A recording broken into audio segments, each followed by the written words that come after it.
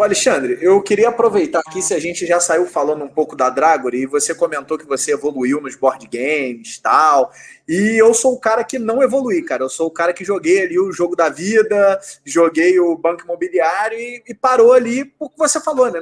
Aqui no Rio de Janeiro, pelo menos de onde eu sou, não tem muito essa cultura do board game, não tem uma galera ao redor jogando, e aí no meu círculo de amizade, e aí eu acabei crescendo sem essa experiência. Evandro, eu queria te fazer uma pergunta bem leiga, mas eu tenho certeza que vai ter pelo menos uns meia dúzia aí que vai se beneficiar da resposta que você vai me dar.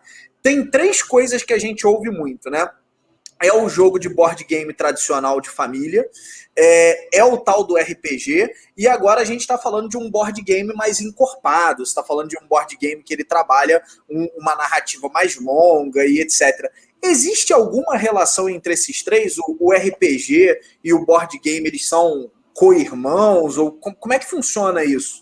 Né? E você pode falar um pouco da dinâmica do jogo de uma maneira geral, para quem, como eu, nunca teve a oportunidade de jogar? Posso sim, Lucas. Eu acho que, para ficar mais fácil, a primeira coisa que a gente deve imaginar é como se fosse um guarda-chuva gigante que a gente chama de tabletop. O tabletop é qualquer coisa que você pode jogar em cima da mesa.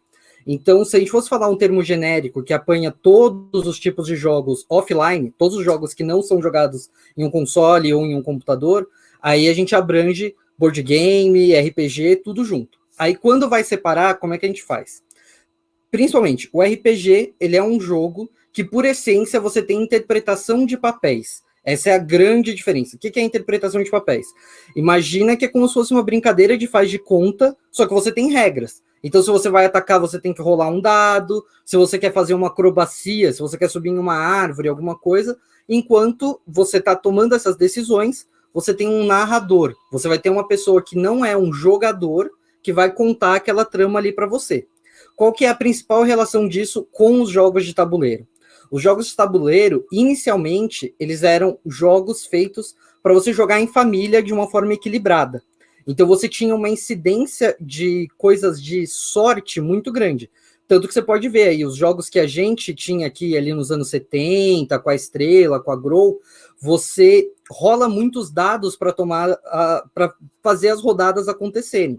Tanto num banco imobiliário quanto num War, você consegue fazer uma criança de 8 ou 9 anos ter ali uma jogabilidade bem equilibrada com a de um adulto de 40, 50 anos, sem problema. Só que o que acontece? Com o tempo, que nem você falou aquela hora, o Alexandre ressaltou que na Europa as pessoas jogam mais, tudo. Não só eles jogam mais, como eles têm um apreço muito grande por uma mecânica mais técnica. Então você tem pouca incidência de sorte dentro do jogo. É aí que tudo se mistura. O jogo de narrativa principal que a gente conhece é o Dungeons & Dragons. Quando ele explodiu de sucesso lá nos Estados Unidos, o mercado começou a tentar falar, opa, peraí, a gente tem que dar um jeito de juntar as duas coisas que são muito parecidas. E foi aí que surgiu o que é considerado a maior onda dos novos board games, o Colonizadores de Catan. O Colonizadores de Catan junta coisas de sorte, coisas de interpretação um pouco ali, tem uma historinha por trás dos colonizadores, com a parte de jogabilidade técnica dos europeus. Então é o que eles chamam do American Trash, né, que são jogos de sorte, de baboseira, e o modo euro, que é extremamente técnico.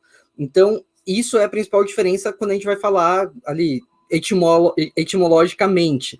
Mas aqui pra gente no Brasil, a principal diferença é realmente essa. RPG são os jogos de interpretação, como um Vampiro, um Dungeons & Dragons. Jogos de tabuleiro, apesar de ser só uma tradução literal de board games, a gente costuma se referir ao Banco Imobiliário, Jogo da Vida, e os board games são esses jogos novos, que são definidos como novos apenas por esse design que vai te trazer mais mecânica e que vai acabar premiando mais a individualidade do jogador e não a sorte.